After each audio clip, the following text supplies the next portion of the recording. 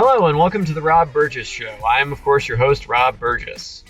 On this, our 286th episode, our returning guest is me. I have done around 24 previous solo episodes of this podcast. For a complete list, check the show notes. I am a 35-time award-winning journalist whose work has appeared in print, radio, online, and television. I am currently a reporter for Financial Planning magazine. Most recently, I was technology reporter for Wealth Management magazine, editor of the Wabash Plain Dealer, news editor of Nuvo, managing editor of the Indiana Lawyer, and city editor, opinion page editor, and editorial board member of the Kokomo Tribune. I was also a reporter at WFHB, the Times Mail, the Reporter Times, Ukiah Daily Journal, and Ukiah Valley Television. Oh yeah, and I'm also the proprietor of the podcast, The Rob Burgess Show. A quick programming note. Most of this episode features me playing ukulele and singing, something I also did on episode 282. I did also sing and play guitar near the end of episode 258, featuring my friend Mark Rohrer. And now on to the show. Alright folks, hey, how's it going? It's your host, Rob Burgess, back again for another solo episode. This is going to be very similar to a previous episode I did where I played ukulele at the Balboa Pier in September. You can go back in the archives and listen to that one. But I did something very similar here earlier this month, last week in fact, in Las Vegas. What I did, I was going out there for a work conference again. This one was happening at the Wynn.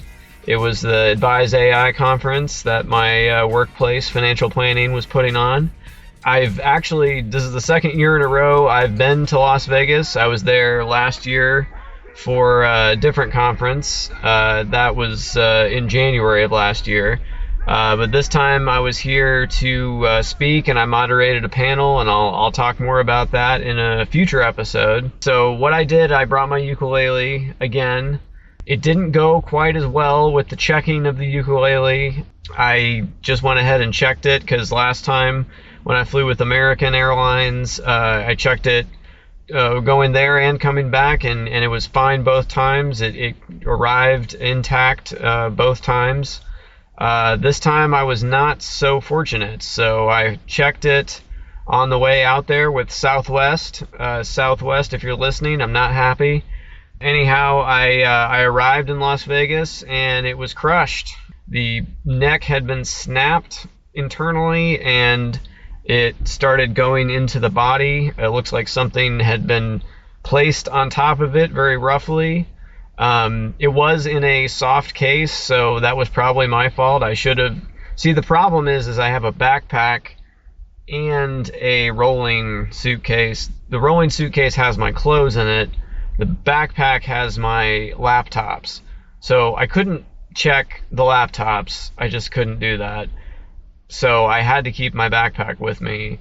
And I would have checked the one with my clothes, but since it was a conference my work was putting on, I had to have some nice clothes. I couldn't just show up in a hoodie if they lost my bag or whatever. So it was kind of a process of elimination where, I didn't want to check my ukulele. I couldn't check my laptop, the bag with my laptops in it, and then I really didn't want to check the bag with my clothes in it. Anyhow, I show up in Las Vegas, check it. It's crushed. I was very upset. I filed a claim. I have no idea what's going to happen with that. They may or may not compensate me. I seriously doubt it. Anyway, so it was still playable. Fortunately, the ukulele was. But what I did was, the reason I was bringing it again, because I had such a great time busking at the Balboa Pier in September after Future Proof, that I wanted to do the same in Vegas. Now, I had read a lot before I went on my trip about how Vegas is not a very friendly town to buskers. A lot of citations, a lot of arrests. You have to keep things off the ground. I was reading about how people have to keep the tip jars on their person. They can't have anything on the ground. You may be arrested if you play on one of those walkways that goes over Las Vegas Boulevard on the Strip. You kind of are taking your chances. There's an ACLU lawsuit about free expression that's in the works. I'm not really interested in being a test case before the courts. I was just trying to go out there and sing and play my music and maybe make a few bucks. I wasn't trying to, break any First Amendment grounds here. So what I did is I went online and I was like, all right, let me do this the right way. Whatever the process is, I'll go through it. So what the process turned out to be is, it's interesting because the Strip itself, if you've ever been to Vegas, where all the main part where all the, casinos are, the Luxor, the Flamingo, all that good stuff, that is not actually within Las Vegas city limits. That is Clark County, different jurisdiction. So there was no process to do it through Clark County. So I wasn't trying to, like I said, I didn't want to go rogue there. It seemed a little too risky. So what I did was I looked on the city of Las Vegas's website, and they have a street performer registration system. It doesn't cost anything, fortunately. You can just put your information there. You get a QR code that's scannable. You get a number that says, this I've registered, this is my street performer number, so on and so forth. So I did the process. I got my registration. What you have to do at that point is that you have to go on the separate website, and you have to apparently you have to do this every day that you want to perform, and you have to register the day before the day you want to perform. And so I was going to be available from certain time slots, mainly later in the day, because I obviously was there for work. So I put my availability, and I didn't expect to get anything because I was like, I don't know how this works. So I put in that I was available from 9 to 11 p.m. on Tuesday, October 28th, 2025. And then I put in that I was available also from 11 to 1 a.m. So the lottery comes around. I was actually just testing it. I was actually going to prefer to do it the following night because my conference would actually be over then. And so I might be a little more available, have a little more availability, but I was just trying to test out the system to do it. So I put in my availability, and I got it. I got selected from 11 p.m. to 1 a.m. on that day to be on spot 21 on Fremont Street in Las Vegas, which if you've ever been there, that's one of the main drags with kind of the old school casinos right there downtown. I also, like I said, I registered again the next day. The day on Tuesday, I was like, okay, let me try and see if I can get another spot on Wednesday since I got this one on Tuesday. I put in my availability on Wednesday, and I got nothing. So I don't know what their process is for determining who gets what. Maybe they give priority to new people. Maybe, if you do it one day, they won't do it the next day. I don't know. So we'll cut to Tuesday evening. My conference is over for the day. I still have another day of conference to go. My panel is on Wednesday, so it's going to be a long night, but I'm determined to do this, right? I sacrificed my poor ukulele to get here. I went through the registration process. Nothing's going to stop me now. So what I did is I walked from my hotel at the Wynn, Las Vegas, and I walked all the way up Las Vegas Boulevard to Fremont Street, which is about a 3.5 mile walk each way. Took about an hour and some change there.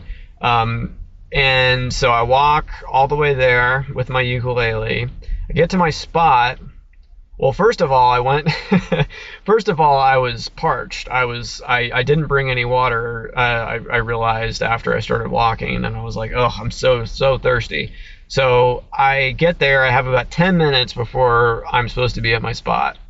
And so I get there, and I'm like, oh, where can I get a drink around here? And I'm directed to this casino that's right there on Fremont Street. They're like, that's where the water is. And I'm like, okay. So I go in there. Oh no, I asked where the bathroom was, and then I was almost out of time. So I was like, all right, I'm already in this casino. Let me just get a bottle of water, a drink of water, or something. So I go up to the bar, and I'm like, how much for the water? And it turned out to be, with tip, $4.50 for the tiniest bottle of water I have ever seen in my life. So I'm already like, that was that was like, oh, come on. So that was all, like, I was almost out of cash at that point. I only brought a couple of dollars with me. And I'm like, I have to have a couple more demonstration dollars, you know, to put in the cup to make people see that you're supposed to tip somebody who's busking. So I'm like, all right, fine, just give me the water. So I'm like, all right, I gotta make every sip of this count. Then I go out to my spot, which is down there on Fremont Street on spot 21. So I find spot 21, and there's a guy there already in my spot, like next to it, and he's got like a giant speaker like next to it. And I'm like, I don't know if he's like just getting done with his slot and he's leaving or what. I'm like, hey, you know, it's 11 now. I get there, it's on time. I'm at my spot. I'm at the location. And I'm like, hey, you know, I'm performing here. And he's like, okay, cool. Yeah, I'm performing here too. And I'm like, what? He's like, yeah, I think you can go to one of those others. That other spot over there is available. And I'm like, I don't think so. And I look down. I'm like, okay, this is spot 21. And I pull up the email and show him. And I'm like, yeah, no, this email says I'm supposed to be here. I registered for this spot. This is exactly where I'm supposed to be. And like, he was like, huh, okay. I don't know what his deal was. Like, he was trying to like force me off the spot.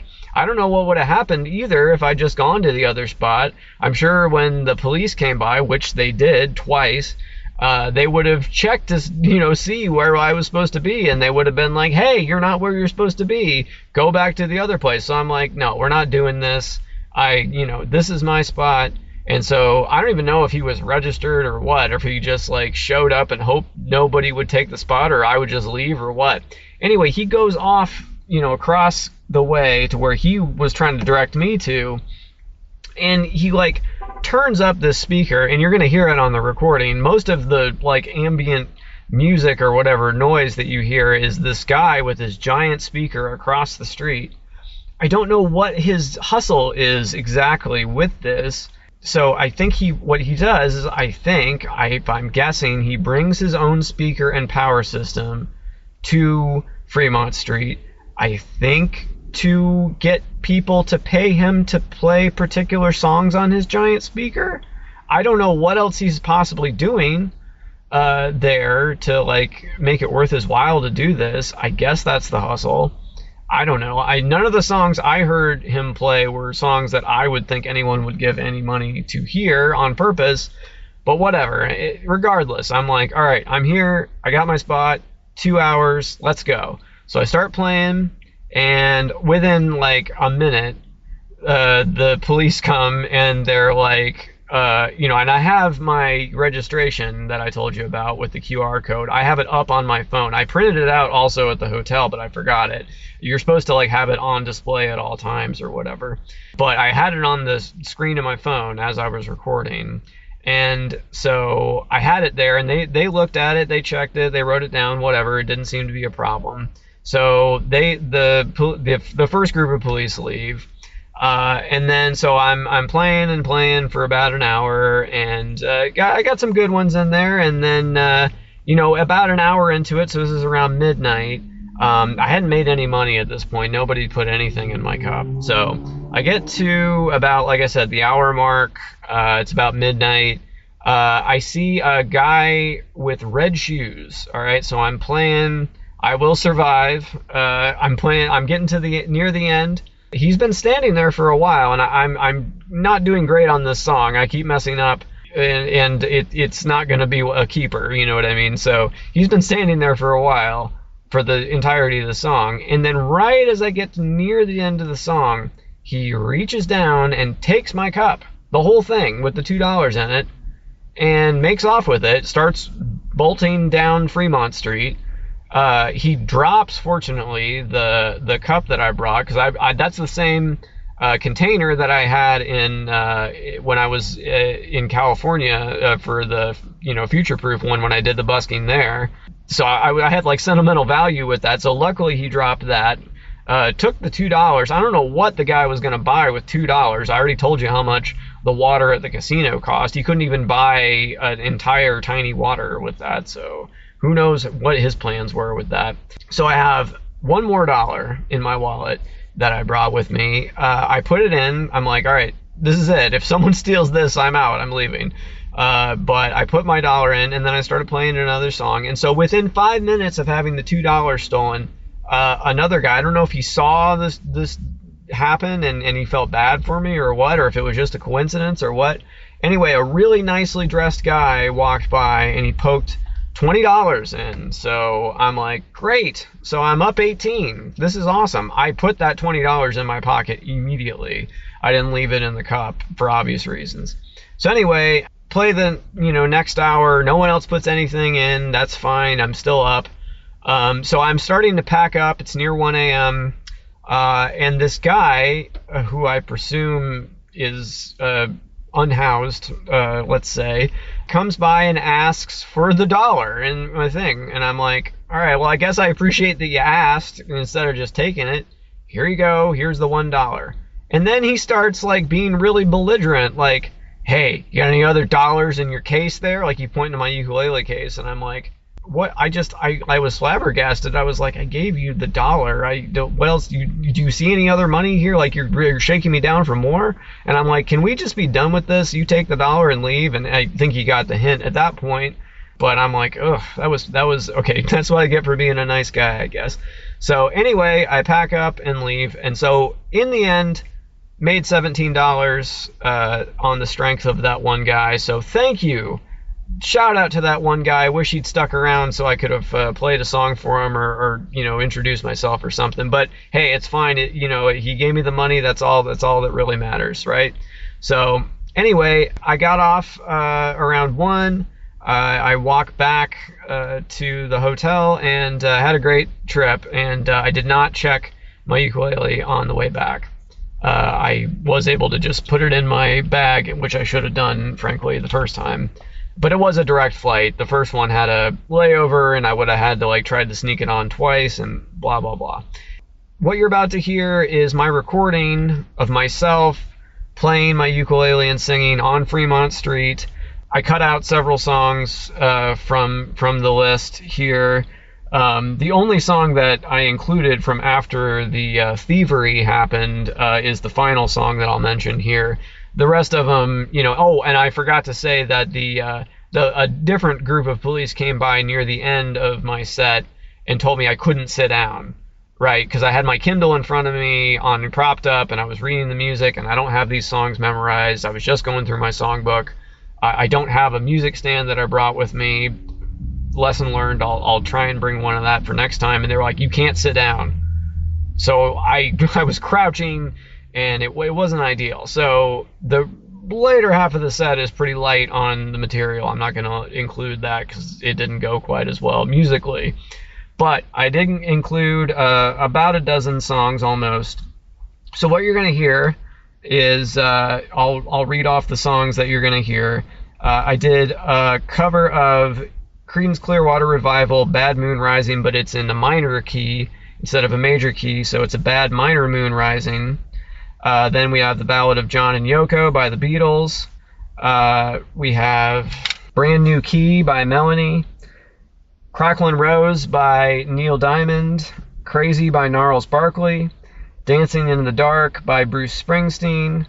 Down on the Corner, also by Creedence Clearwater Revival. Have You Ever Seen the Rain by Creedence Clearwater Revival. The Hometown Blues by Steve Earle. I Want to Be Like You from The Jungle Book by Louis Prima. And finally, Illegal Smile by John Prime. So, again, shout out to the guy that gave me the 20. Opposite of a shout out to Southwest Airlines and the dude that stole the $2. And also maybe a negative shout out to the one guy at the end who I gave the $1 to for being kind of pushy. So anyhow, I had a great time again. I'm looking forward to the next time I busk. And again, the audio quality is not great on this one mostly because of the dude with the giant speaker. Also, negative shout out to you, sir, for trying to force me off my spot and for playing your obnoxious music while I was trying to busk. Anyhow, enjoy or don't, whatever. I understand if you don't want to listen to this episode, but I just thought I'd put it out there. Anyway, enjoy.